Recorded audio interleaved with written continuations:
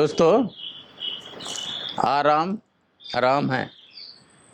The most dangerous place to live in is comfort zone. The life begins at the end of the comfort zone और discomfort is key to growth. Absolutely right. मतलब इससे सटीक अगर ज़िंदगी में कोई statement नहीं हो सकता। होता क्या है कि हम प्लेजर सीकिंग प्राणी होते हैं। रिवोल्यूशन हमारा क्या हुआ कि हम अपनी एनर्जी को कंजर्व करने के लिए, क्योंकि फूड की अनसर्टेनिटी होती थी, कब खाना मिलेगा पता नहीं होता था, तो एक कैलोरीज सेव करना, एनर्जी सेव करना हमारा एवोल्यूशन का पार्ट है। But at the same time हमारा एवोल्यूशनरी ट्रेंड ये भी रहा है कि हमको जीवन यापन के लिए, जीवन जीने के लिए बहुत से ऐसे एफर्ट्स करने पड़ते थे जो आज इंस्टेंटली अवेलेबल हैं। दोस्तों, जो आज हमारा डिस्कशन है, आज के जो टॉपिक है हमारा, वो too much comfort is ruining our life. बहुत ज़्यादा आराम है, हमारी लाइफ को बर्बाद कर रहा है। हमको एक उस दास्ता की तरफ लेके जा रहा है, उस मानसिक दास्ता की तरफ लेके जा रहा है कि हम कंफर्ट के एक गुलाम बन गए हैं। थोड़ी सा भी डिस्कम्फर्ट हम अपनी ज़िंदगी में लेना नहीं चाहते, इनकॉर्पोरेट नहीं करना चाहते, इनकलकेट नहीं करना चाहते। और दोस्तों, एक स्टोरी से आपको ये एक्सप्लेन करना चाहूँगा। रास्ते में एक बंदा जाता है, एक शिल्पकार जाता होता है, उसको एक पत्थर मिलता है। वो पत्थर को उठाता है एंड वो पत्थर उसको बोलता है, मुझे आप चोट मत पहुंचाइए, मुझे जैसा वैसा रहने दीजिए। तो ठीक है, जैसी तेरी मर्जी। वो उस पत्थर को लेके चलने लगता है, आगे जाता है और एक और पत्थर मिलता है।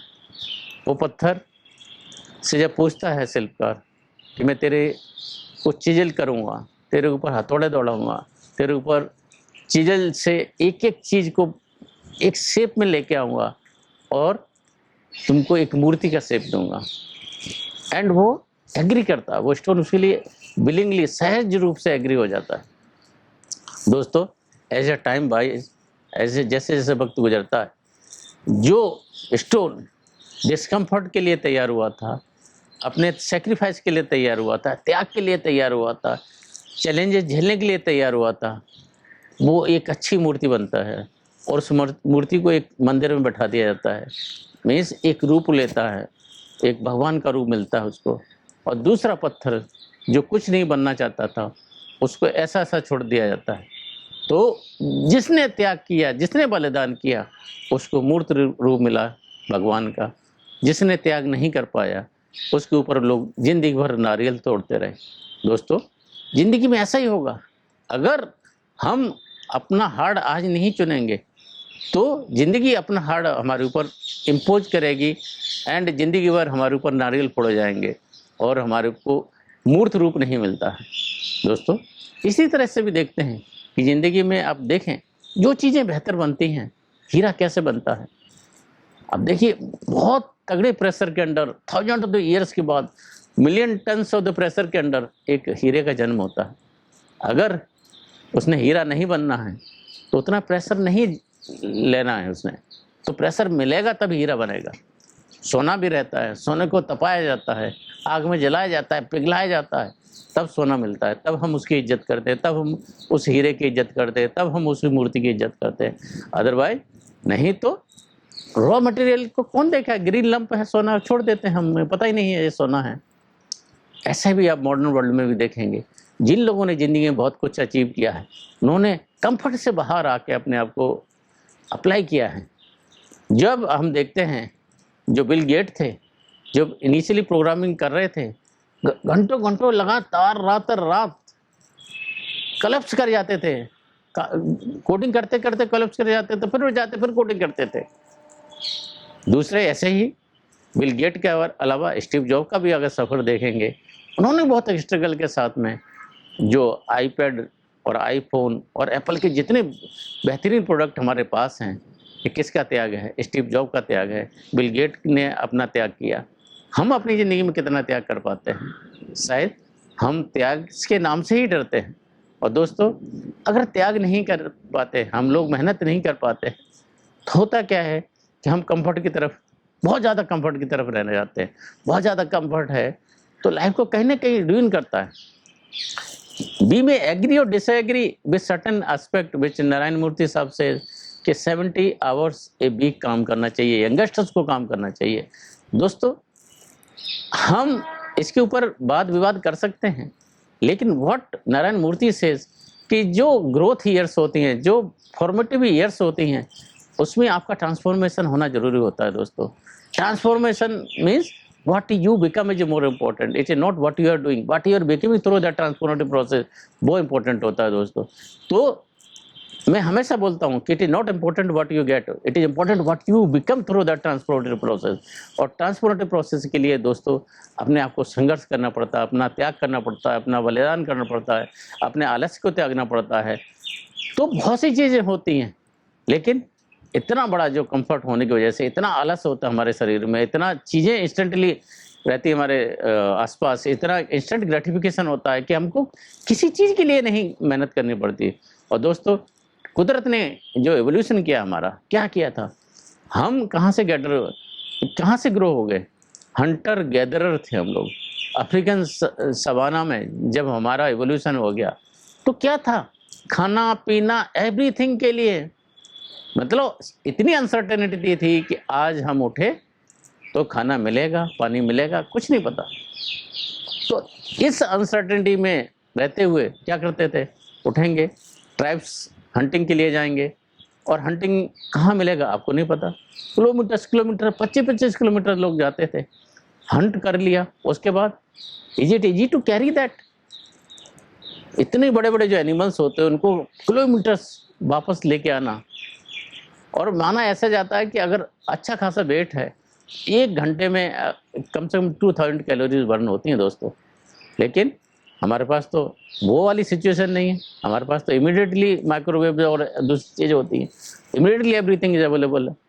और दोस्तों, रिसर्च में ये पाया गया है कि हम अपने एंसेस्टर्स से 14 टाइम्स कम एक्सरसाइज करते हैं। इट मीन्स अगर हमारे एंसेस्टर्स उसी चीज़ के लिए, उसी दिनचर्या के लिए 14 कैलोरीज बर्न कर रहे थे, हम अराउंड 1 कैलोरी बर्न कर रहे हैं। तो आप देखेंगे होगा क्या कि वो फिर आता है ओबेसिटी का इशू आता है, हमारी दूसरी डिसीज आ जाती हैं। हमारे आज के डेट में देखेंगे इंडिया में ओबेसिटी घर बन गया है, ब्लड प्रेशर का घर बन गया है, और हम तो वर्ल्ड की डायबिटीज़ कैपिटल बन गए हैं। और दोस्तों, एक और जो पाया गया रिसर्च में कि जब हम खाते हैं आज के डेट में, जो हमारा खाने पीने का पैटर्न है दोस्तों, सच मानिए कि 20% टाइम ही हम जो खा रहे हैं वो भूख की वजह से खा रहे हैं। इसका मतलब क्या है, 80% टाइम जो हम खा रहे हैं वो जस्ट क्रेविंग्स के लिए, बोर्डम मिटाने के लिए, स्ट्रेस से डील करने के लिए और प्लेजर के लिए, इन सब के लिए खाते हैं, भूख के लिए नहीं खाते। और दोस्तों, क्या होता है कि जब हम अपनी कैलोरी का मॉनिटर नहीं करते हैं, मोस्टली हम सोचते हैं कि हमने 1 कैलोरी खाया है, बट इनफैक्ट हम उसका ट्वाइस कंज्यूम कर चुके होते हैं। तो just filling our body with unnecessary things, होता क्या है कि उससे ओबेसिटी आएगी और दूसरी बीमारियां आएंगी। तो क्या किया जाए दोस्तों, कंफर्ट क्राइसिस की नाम की एक बुक है, माइकल लिस्टर ने लिखी है इसको। तो जब उन्होंने इस चीज़ को रियलाइज किया कि बहुत ज़्यादा comfort means in everything, when you leave your office you are in environment, temperature control environment, गाड़ी के अंदर आपका टेम्परेचर कंट्रोल है, ऑफिस के अंदर टेम्परेचर कंट्रोल, घर पर आके फिर चीज़ें इंस्टेंटली अवेलेबल हैं। हम अपने टीवी का बिंज वॉचिंग करेंगे, हम अपने मोबाइल पर स्क्रॉल करेंगे, कहीं हमारा सॉलिट्यूड नहीं है, कहीं कुछ भी नहीं है टू डील विद दैट। ये 33 डेज के लिए एक वाइल्डरनेस कैंप में गए अलास्का में, और दोस्तों अकेला बंदा, अकेला टेंट में, उसको मीन्स कहाँ से खाना पीना है, क्या करना है, कैसे नहीं करना, everything is a struggle. And thereafter he went to Bhutan. Bhutan दोस्तों आप सबको पता होगा, one of the happiest country in the world. वो उनकी जो कुछ चीज़ें हैं, उनकी जो कुछ रिवायतें हैं, कुछ प्रैक्टिस है, वो बहुत बेहतरीन है। उसमें से एक प्रैक्टिस क्या है कि मौत का सच जानना। होता क्या है कि हम लोग other part of the world मौत को झुटलाना चाहते हैं, मौत का एक सच्चाई नहीं मानना चाहते हैं, और मौत के नाम से होता क्या है कि हम जैसे ही मौत सोचते हैं हमको डिप्रेशंस आने लगते हैं, हमको दूसरी चीज़ें आने लगती हैं। और दोस्तों, भूटान ने, जो बुद्धिस्ट कल्चर है, उसने इस चीज़ को, इस सत्यता को माना बहुत अच्छी थी कि अंतिम सत्य अगर जीवन का है तो हम माने कि मौत है। और जब हम इस अंतिम सत्य को मानते हैं तो हमें पता चलता है कि लाइफ बहुत फ्रेजाइल है, बहुत छोटी है। तो उसको करने के लिए कंफर्ट से बाहर निकलना पड़ेगा। कंफर्ट से बाहर निकलने के लिए हमको ऐसी चीज़ें करनी पड़ेंगी जो बहुत ज़्यादा मीन्स इंस्टेंटली अवेलेबल नहीं है। इंस्टेंट ग्रेटिफिकेशन से बाहर निकलना पड़ेगा। तो क्या कर सकते हैं दोस्तों इसके लिए? सबसे पहले हमको जो मोस्टली चीज़ हैं कि हमको अपने बोर्डम और आइसोलेशन से डील करना आना चाहिए। होता क्या, थोड़ा सा हम बोर्डम होता है, थोड़ा सा आइसोलेशन होता है, तो इधर भी enter into binge watching, enter into scrolling our phone और स्टार्ट ईटिंग समथिंग। ये जो चीज़ें होती हैं कि हम जब ज़रूरत है तब करें, भूख खाना तब खाएं जब भूख की ज़रूरत है, जब हमको बाकी भूख लग रही है।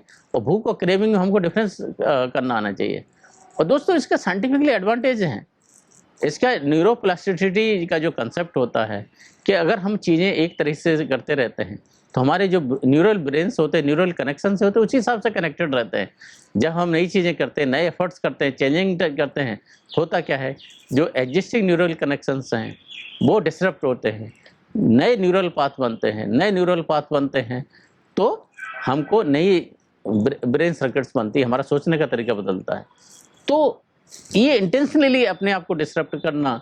और क्या कर सकते हैं इसके लिए? नई स्किल्स सीख सकते हैं, नई चीज़ें सीख सकते हैं, आउटडोर स्पोर्ट्स सीख सकते हैं, वाइल्डरनेस कैंप में जा सकते हैं।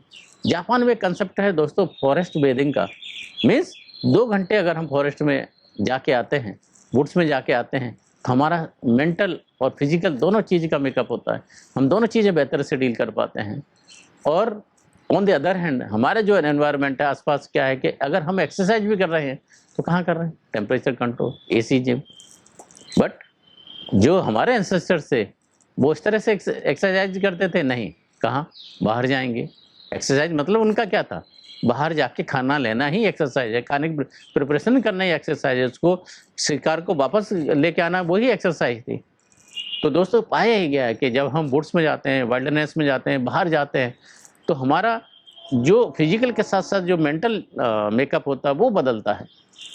तो जो बड़ी से बड़ी बीमारियां होती है दोस्तों, like heart disease, kidney disease, blood pressure, इन सब में सहायक होता है कि हम बाहर जाएं, बाहर देखें, लोगों से मिलें, कनेक्शन डेवलप करें, न्यू न्यूरल कनेक्शन डेवलप करें। दोस्तों, एक और जो कंसेप्ट आता है हमारी लाइफ में कि हम अपने लिए कितने बड़े चैलेंजेस ले रहे हैं। अगर हमने स्मॉल स्मॉल चैलेंज लिए हैं तो इसका मतलब कोई डिस्कम्फर्ट हमने अपने लिए क्रिएट नहीं किया है। अगर हम एक छोटी सी पहाड़ी पे जाएंगे, कोई डिस्कम्फर्ट नहीं। अगर वही हम माउंट एवरेस्ट पे जाएंगे, बहुत सारी प्रिपरेशन होंगी, फिजिकल प्रिपरेशन होंगी, दूसरी तैयारी करने पड़ेंगे, और दोस्तों पैरों में छाले पड़ेंगे दूसरे। तो इन सब चीज़ों से डील करने के लिए जब हमारे चैलेंज हमारे बड़े होंगे, तभी हमारे अंदर डिस्कम्फर्ट क्रिएट होगा। अगर हम छोटे छोटे चैलेंजेस लेते रहेंगे तो कोई डिस्कम्फर्ट क्रिएट नहीं होगा, कोई ऐसा अदम्य साहस करने का कोई हमारे अंदर ऐसी चीज़ नहीं होगी। तो ऐसे ऐसे चैलेंजेस अपने आप क्रिएट कर सकते हैं, न्यू स्किल्स कर सकते हैं, आउटडोर स्पोर्ट्स कर सकते हैं। ये बट इम्पोर्टेंट क्या है कि हमारी अपनी लाइफ सेफ रहे, बट इतनी सेफ नहीं कि हम हिलना नहीं चाहते। फ्रेडरिक नीचा एक जर्मन फिलोसफर हुए हैं दोस्तों, उनका ये था कि living to safely is dangerous. मतलब बहुत ज़्यादा सेफ, तो मतलब ज़िंदगी को एक्सप्लोर ही नहीं कर पाओगे। ज़िंदगी जब एक्सप्लोर करने जाएंगे, कुछ ना कुछ चैलेंजिंग होंगे, कुछ ना कुछ अनसेफ चीज़ें होंगी, बट रेकलेस ना बने वहाँ पर। अपने कैलकुलेटेड रिस्क ले, बाहर जाएं और नए चैलेंजेस को देखें। और दोस्तों, थोड़ा थोड़ा स्ट्रेस क्रिएट, यू स्ट्रेस जिसको बोलते हैं, यू स्ट्रेस क्या होता है कि थोड़ी सी स्ट्रेस होती है हमारे अंदर, वो जो हार्मोन्स क्रिएट करती है, हमारे चैलेंज को डील करने की बात करती है, वो हमको स्टेट ऑफ फ्लो में लेके जाती है। स्टेट ऑफ फ्लो में हमने क्या सीखा था कि हमारी जो करंट कैपेबिलिटीज़ हैं उससे हम एटलीस्ट 17% 18% बेहतर कर सकते हैं, लेकिन हमको पता नहीं होता। तो धीरे धीरे हमारी अपनी करंट कैपेबिलिटीज़ को बढ़ाएं, नए चैलेंज की तरफ ले जाएं, नई दिशा में लेके जाएं। और दोस्तों, अगर हमको एक लाइफ ऐसी जीनी है जहाँ लोग बोलें कि इसने कुछ किया, लोग बोलें कि इसने बहुत कुछ किया, समाज के लिए किया, अपने लिए किया, परिवार के लिए किया, तो हमको challenges, discomfort as a matter of choice choose करना पड़ेगा। हमारे पास, जैसे जिम रोहन साहब बोलते थे, 2 पेन हो सकते हैं। एक पेन होता है डिसिप्लिन का, एक पेन होता है रिग्रेट का। पेन ऑफ रिग्रेट कब 20 साल बाद, 25 साल बाद हमको पता चलेगा, लेकिन उस रास्ते पर तब तक हम इतना आगे निकल चुके होते हैं, तब तक कुछ करने का औचित्य खत्म हो चुका होता है। तो आज अगर हम पेन लेते हैं, पेन ऑफ डिसिप्लिन लेते हैं, पेन ऑफ चैलेंज लेते हैं, पेन ऑफ डिस्कम्फर्ट लेते हैं, living on the edge of discomfort लेते हैं, तो दोस्तों वो सीखना पड़ेगा। We need to be comfortable being uncomfortable. अब दोस्तों फिर बोलता हूँ मैं आपके लिए, we need to be comfortable being uncomfortable. हमको अनकंफर्टेबल होना सीखना ही पड़ेगा दोस्तों, नहीं तो क्या होगा, कब आए इस धरातल पे, कब चले गए पता नहीं। I like to end with few things like, जितना बड़ा संघर्ष उतना बड़ा यश, और लहरों से डर के नौका पार नहीं होती, कोशिश करने वालों की कभी हार नहीं होती दोस्तों। लेकिन कोशिश करें, अच्छी कोशिश करें, पूरे कमिटमेंट के साथ करें, पूरा अपना तन मन उसमें झोंके, और मेरा ऐसा यकीन है आप जो ट्रांसफॉर्मेटिव होके जब नए तरीके से निकल के आएंगे, तो आप एक हरकुलिस की तरह एक बेहतर दर्जा लेके आएंगे, ट्रांसफॉर्म होंगे, आप बेहतर बनेंगे। मीन्स आप जो कल थे उससे अलग कुछ बन के आएंगे। So choose your discomfort and choose your discomfort willingly. Otherwise आपने अगर डिस्कम्फर्ट नहीं चूज किया तो लाइफ कौन सा डिस्कम्फर्ट देगी, उसके पास आपकी कोई चॉइस नहीं रहती है। तो select your discipline, select the pain of discipline instead of pain of regret. With this, I like to take your leave, but at the same time, don't live in too much complacency, too much of the comfort. Otherwise, life कहाँ लेके जाएगी दोस्तों नहीं पता। Thank you, stay bless, जय हिंद, take care, choose your heart.